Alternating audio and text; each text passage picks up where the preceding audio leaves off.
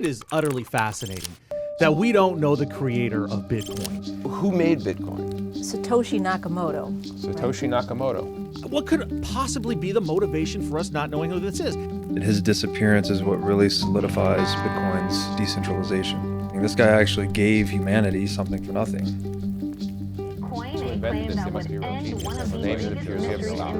Satoshi Nakamoto First, is... Benita I do know that one person on the planet that could find the true identity of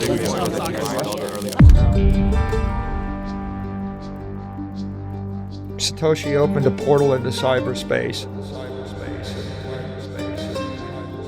Once your eyes are opened, you see it all differently.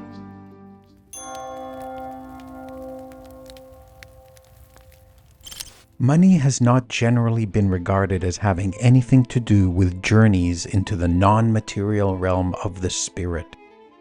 It is generally believed to belong to the material world. It can buy certain things, but it cannot buy friendship, love, intelligence, or the answers to deep and eternal questions about the mysteries of the universe. In fact, money is accused of leading people away from these. This, however, takes us to the curious matter of Bitcoin. In 2009, a brand new form of money was created and released to the world. It was called Bitcoin. It went on to become the fastest asset in the world to reach a $1 trillion valuation. It garnered the attention of the entire financial world. Impressive, but not spiritual. Apart from that, though, quite unexpectedly, many people who study Bitcoin discover that it arouses within them life-altering spiritual journeys. When so few things in this world inspire such experiences, including many of the things that promise to do so, why does Bitcoin do this without making any such promises? Our search for the answer to this question begins at the beginning of Bitcoin's story. It is a story unlike any other.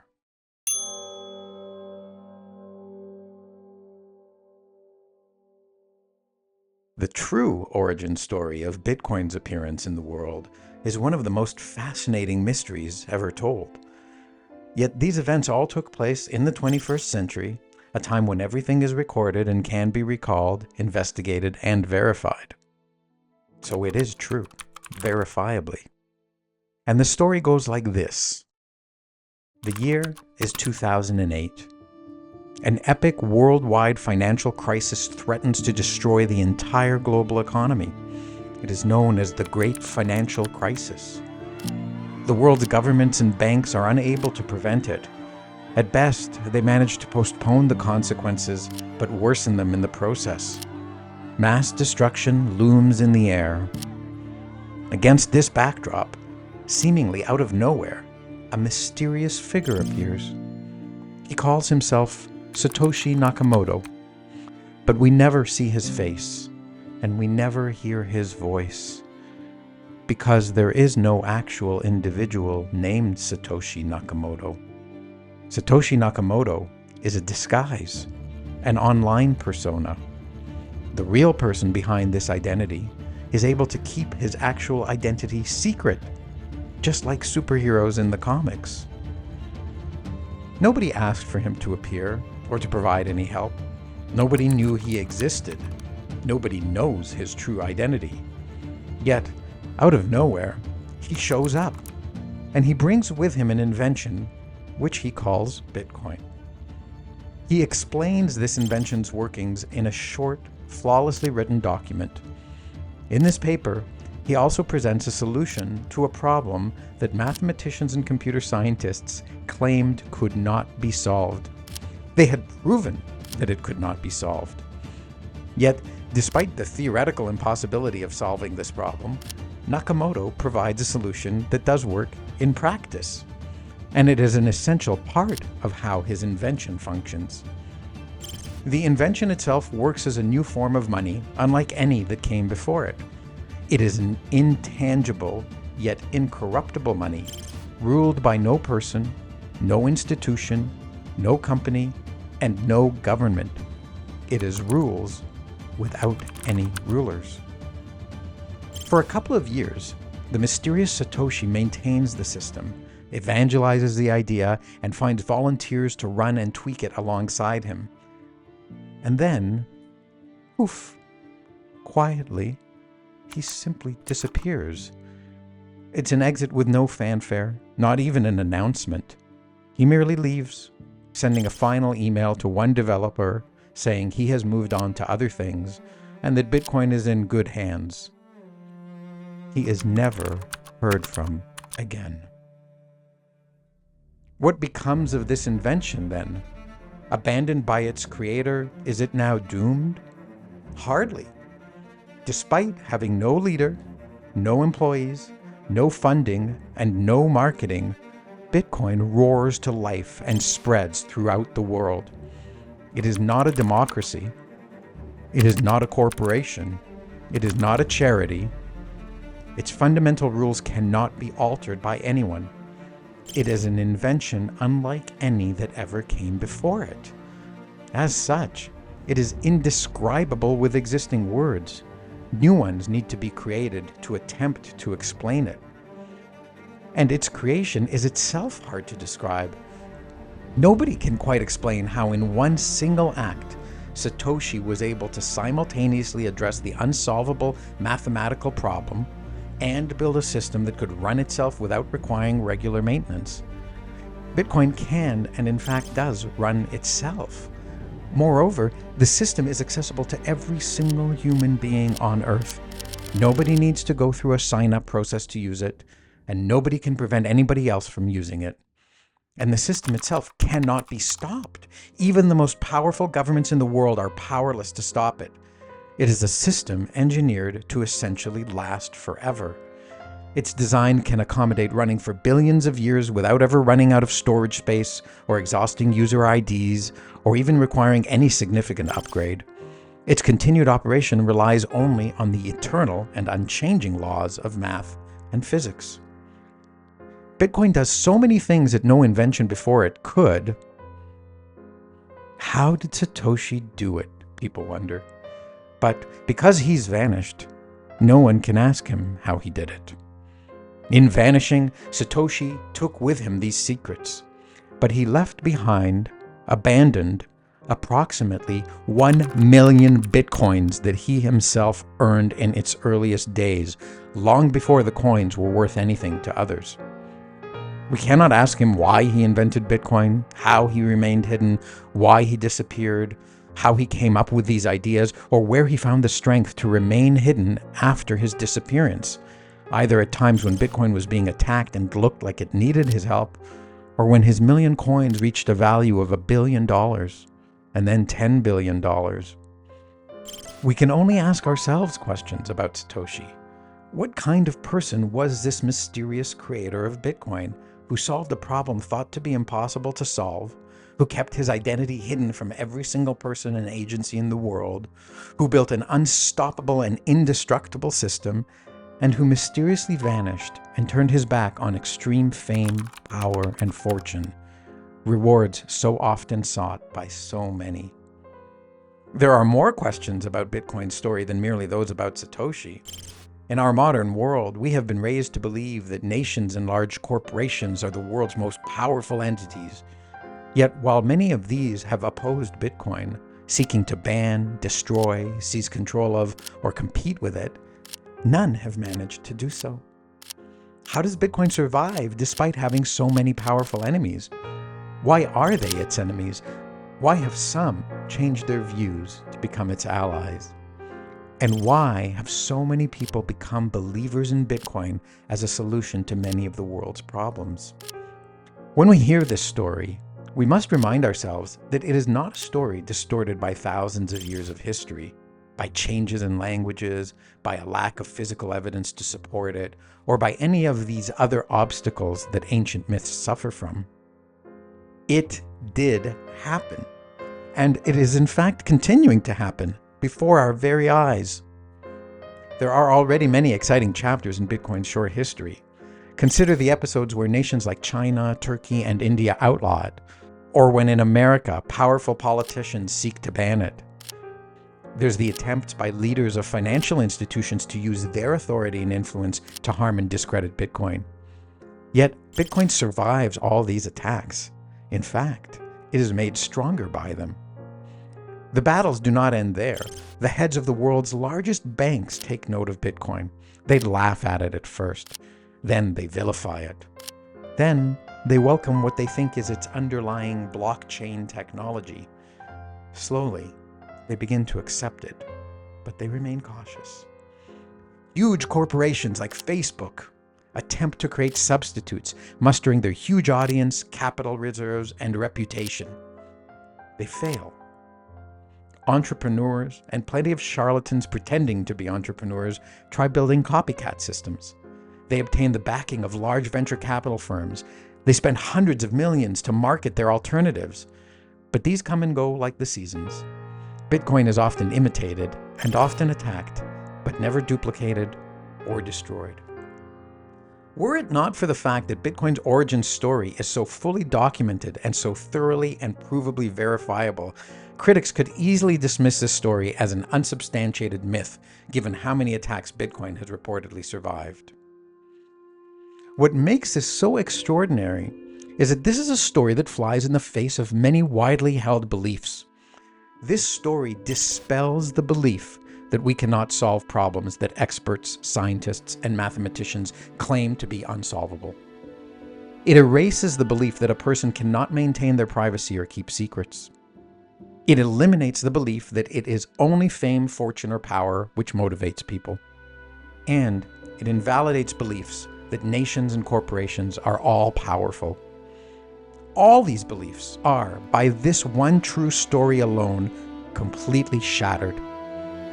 We are left with the realization that it was these old beliefs we held that turned out to be the myths. This story of Bitcoin's origin destroys beliefs so widely held in our present culture that not believing any of them could be considered by many a sign of insanity, or at the very least, a sign of being hopelessly unrealistic. After all, if you disagree that people are driven by greed, whether for power, money, or fame, you are deemed so foolishly naive that you must be stupid. If you believe you can create something worth hundreds of billions of dollars that the world's most powerful governments and armies couldn't stop, you'd be labeled delusional. If you claimed you could do this while being left completely in peace, out of the prying eyes of the media, investigative agencies, and countless others, most would say you were completely ignorant of the facts of reality.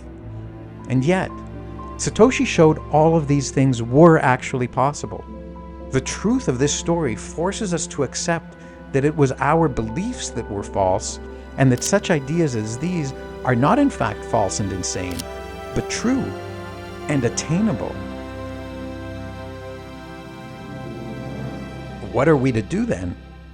It is said that nature abhors a vacuum. When something vanishes, it must be replaced with something else. This shattering of old beliefs, then, is the entry point to a new worldview. Seeing that our previous beliefs were false means we must erase them from our belief system. But we cannot leave blankness and emptiness where they once stood in our minds. We need to replace them. The telling of the story of Bitcoin, in shattering old beliefs, thus reveals the entry to a new world of beliefs, which replace the old and cynical ones the story erased. Even more importantly, it causes us to ask what the implications of those new beliefs are. New questions arise, such as, since expert proclamations may be false, which ones in fact are? Should I strive to maintain my own privacy? Can I too avoid being controlled by corporations and governments? What are the things that I value over money, power, and fame?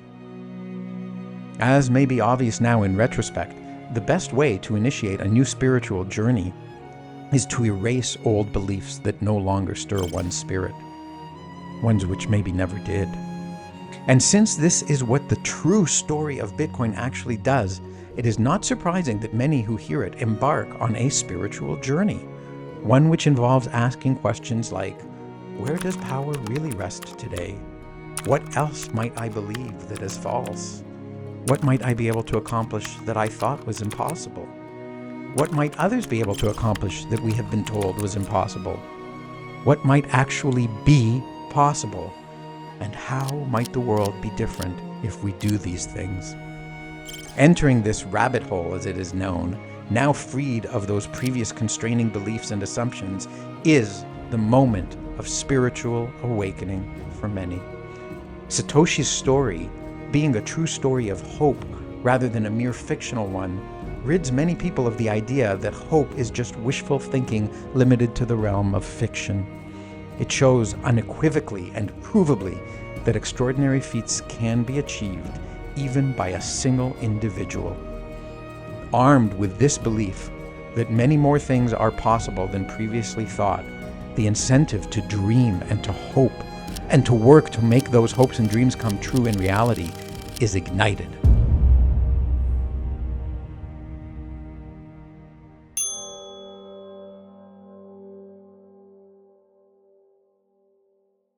Exploring Bitcoin requires asking a simple-sounding question that turns out to be a very complicated one to answer.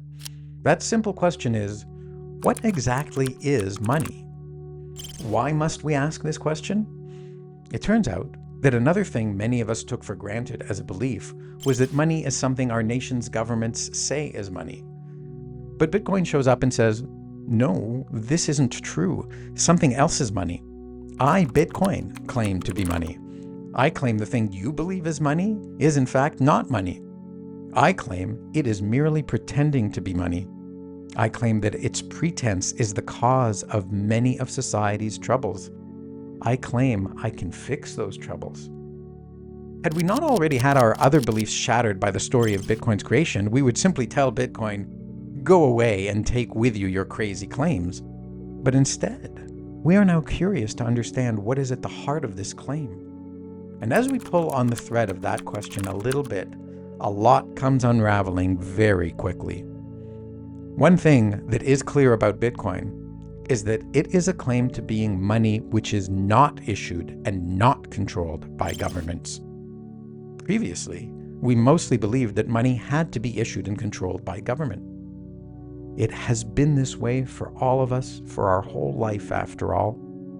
But Bitcoin doesn't stop at declaring that it is only governments that are not an essential part of money. It also claims to be money not issued or controlled by anyone at all. No banks issue it or control it, no regulators, no corporations, no charismatic leaders, nobody. Bitcoin asks us to separate the idea of money from the institutions and people that have come to control money. In today's world, these happen to be governments, central banks, financial insiders, powerful multinational corporations, militaries, and other hugely powerful institutions. Bitcoin, if it is money separated from all human control. Bitcoin allows us, for the first time ever in our lives, to look at the idea of money purely as money, separated from any contaminating influences and control. It cuts away the external and distorting influences upon money from the thing that money itself is. It allows us to look at money alone, in isolation, in its purest form, purified money. This is true whether or not we come to believe or accept that Bitcoin is purified money, because in just making this claim, Bitcoin causes us to ask, what is purified money when it is separated from the controlling influence of others? Some of us discover that money itself, which we previously thought of as an integral part of a system corrupted by many forms of wickedness, greed, injustice, and unfairness, turns out to have nothing to do with any of those things. We find that money is good, and that it is as much a victim of that corrupted system as we are. We learn that purified money is simply a way for us to deal peacefully with each other through mutual agreement.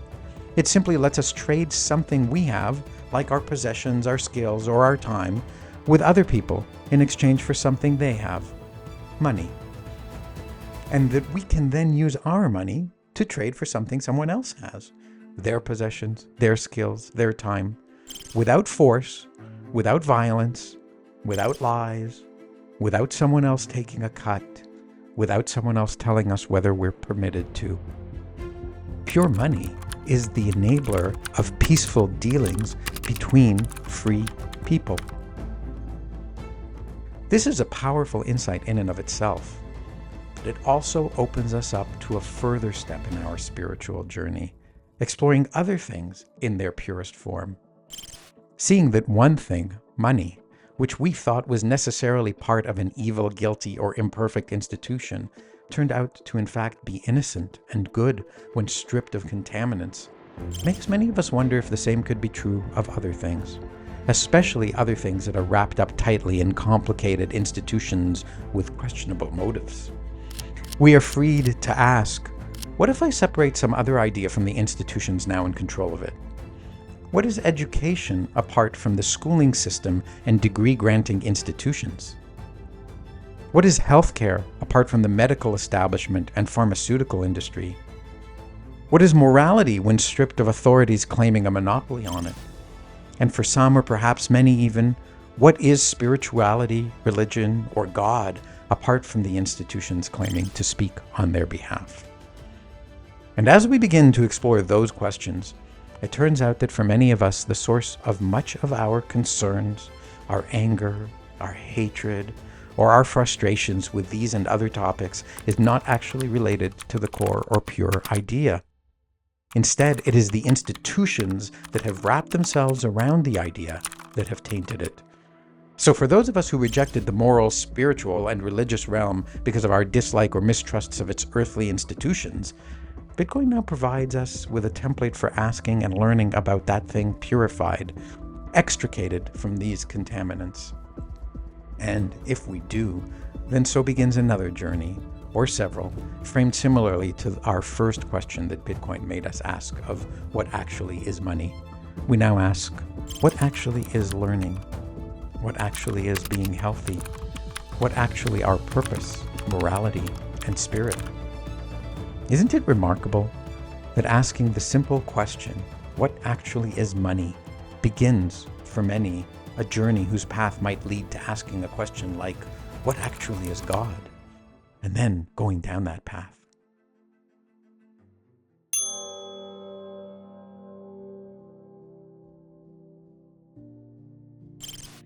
Bitcoin is purely digital. It is intangible. It is non-material. The non-material is the spiritual. It thus follows that Bitcoin is a spiritual form of money.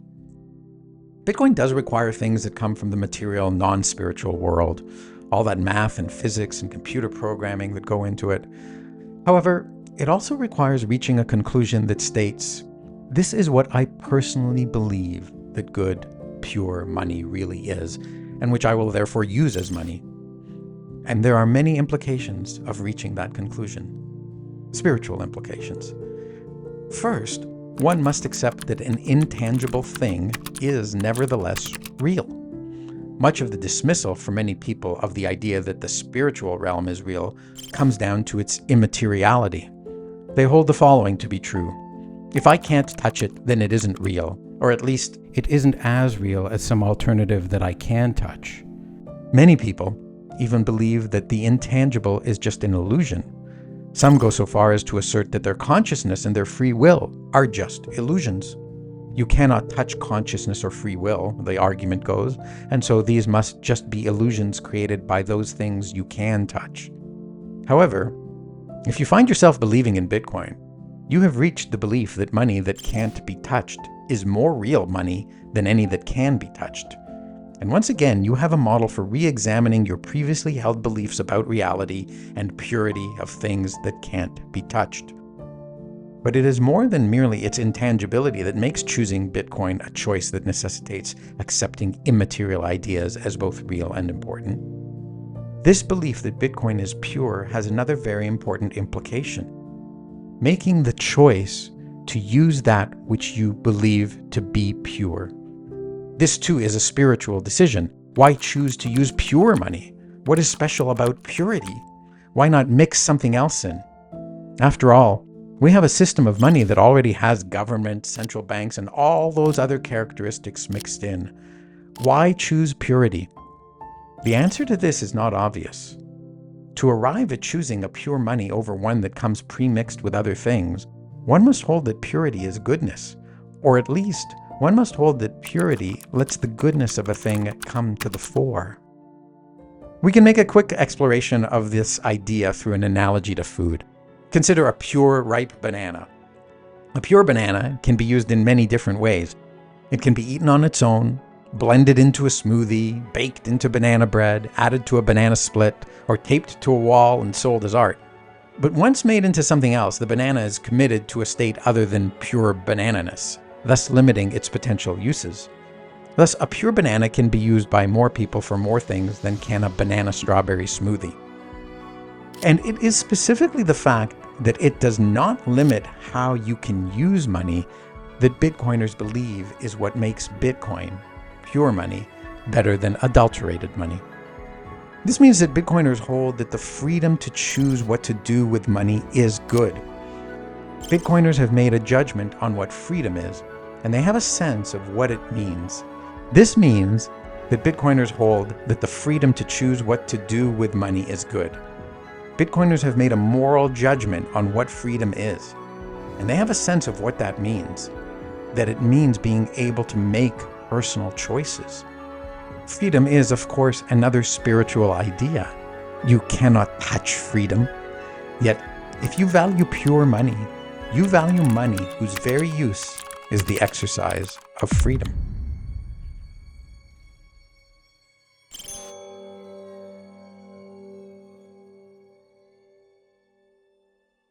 A spiritual journey almost always entails asking the question, what are the most important matters? That often turns our attention to morals and values.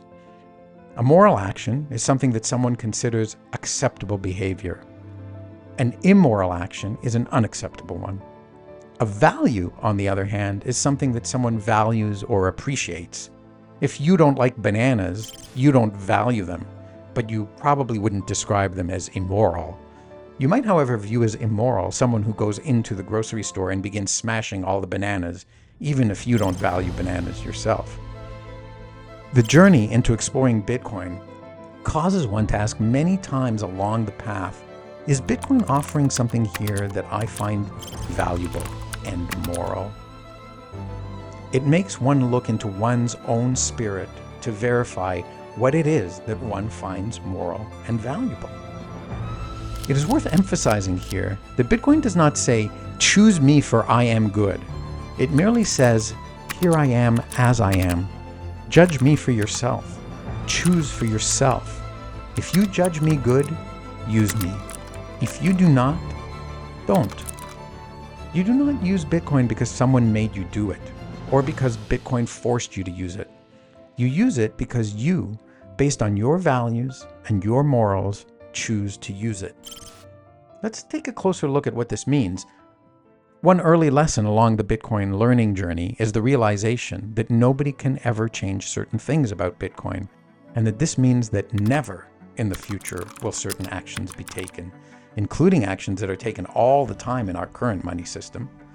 One example of such an action would be some authority creating more money in an emergency in an attempt to fix an economic crisis. When they arrive at this reality about Bitcoin, that it cannot be changed, a student of Bitcoin must then ask themselves, well, is this a good thing or a bad thing? Or perhaps it is not good or bad, but just a value choice, like liking bananas or not liking them. Thus, we see that it is impossible to evaluate Bitcoin and reach a judgment about it without putting it through a lens of values and morals. There is no evading this question and choosing Bitcoin without considering this fact. Many people, when they come to this exact question, begin asking it of many other people to see what they may think and why. It begins a new dialogue about what is valuable and moral. These discussions represent re-examinations, or in some cases, examinations for the very first time, of what we each consider moral and valuable. So studying Bitcoin turns out to be not a mere study of the nature of money, of economics, of math, or computers. It turns out to be a study of one's own values and morals. And what are your values and morals, if not deep parts of your very soul? Yes, studying Bitcoin not only initiates a spiritual journey involving the study of purity and goodness in money, or the purity and goodness of education, healthcare, or other commonplace services, it also sends one on a journey of exploring what lies in their own evaluations of what is good and what is valuable, according to one's own soul. Some people may, after studying it, reject Bitcoin. If they do reject it, it will not be because the math or programming doesn't check out. If they reject it, it will be because they have looked inside their own spirit and deemed Bitcoin's offerings immoral or without value. And indeed, that is the claim that some people make. However, if you accept Bitcoin, you will also not likely do so just because the math and the programming check out. I don't know a single Bitcoiner who draws the line here. If you choose Bitcoin, you will have chosen it because you judged that what Bitcoin offered was something moral and valuable that nothing else offered. Why might you judge it good? Is it because, for example, it can't be stolen? Good, in this case, is a moral judgment. It is because you accept spiritually that stealing is bad. Bitcoin asks you to discover your morality for yourself rather than telling you what is and isn't moral.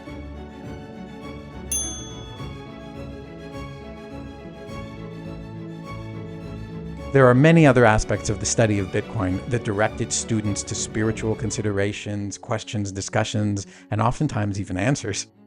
But they will not all be explored, for our time here is nearly finished.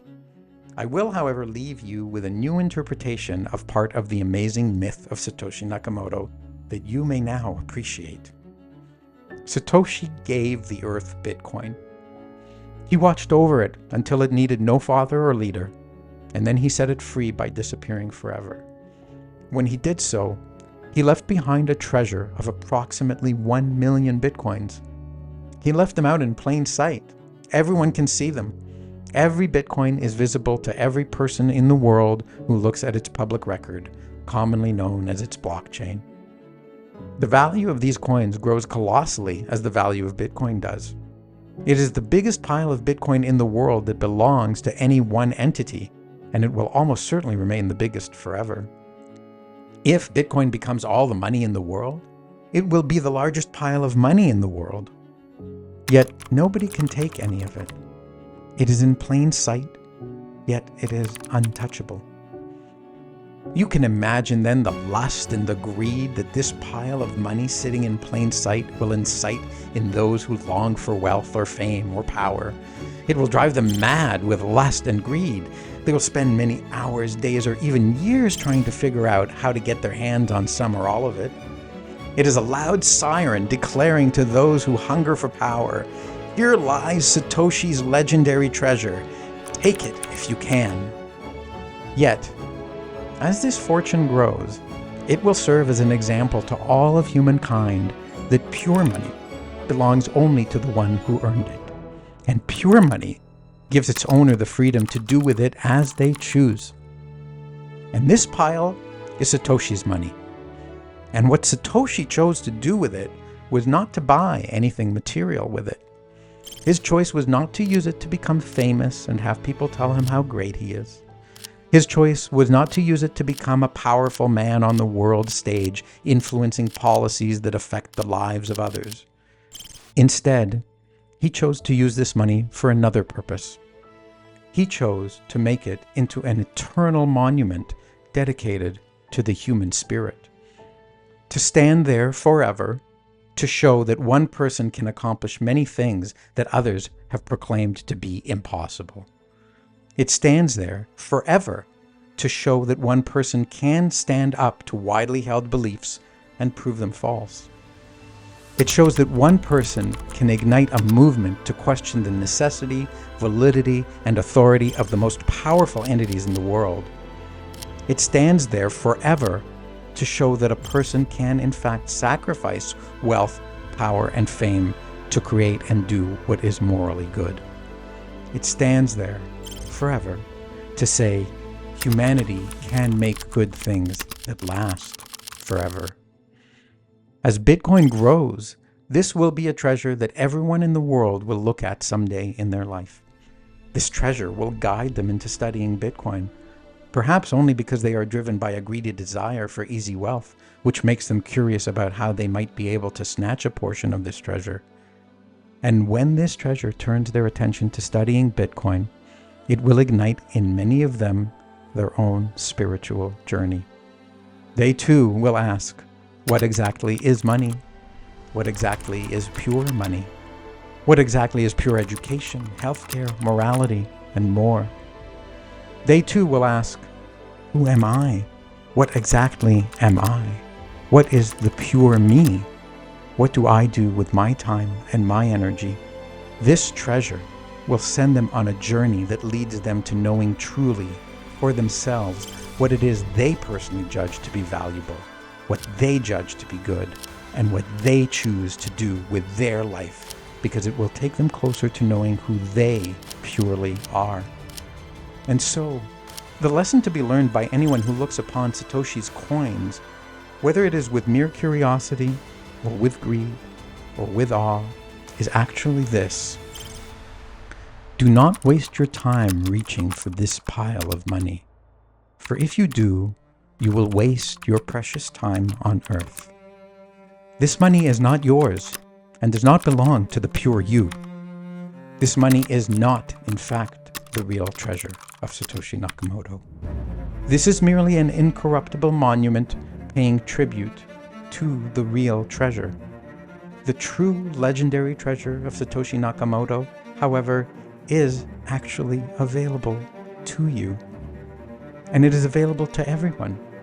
It is available at no monetary cost.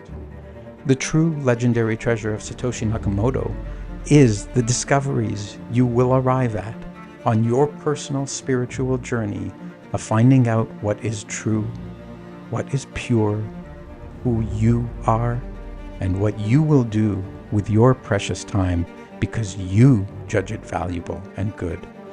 It is discovering the incalculable treasure that is the pure, authentic, uncontaminated you. A treasure more rare and precious than any other that will ever exist.